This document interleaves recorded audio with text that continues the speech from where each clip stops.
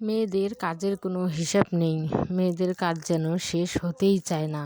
সকাল শুরু হয় কাজ দিয়ে, দিন শেষ হয় কাজ দিয়ে।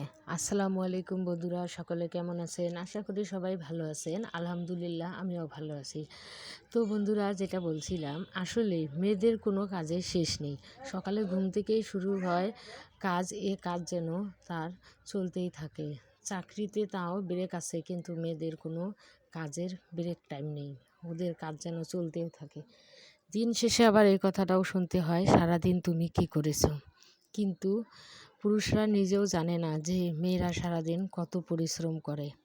এই যে সকালে ঘুম থেকে উঠে বাচ্চা কাচ্চা সামলানো, কাপড় চোপড় ধোয়া, মাজা ঘষা করা, সংসারের টুকিটাকি কাজ কাম করা, বাচ্চাকে সামলানো, বাচ্চাকে গোসল করানো, আবার নিজের প্রতি যত্ন নেওয়া। নিজের যত্ন তো সেভাবে মেয়েরা নিতেই পারে না সংসারের টানে, সংসারের কাজকর্ম করতে গিয়ে। এতে আবার রোজা এসেই গেল, মনে যতটা আনন্দ ততটাও আবার ব্যস্ততা।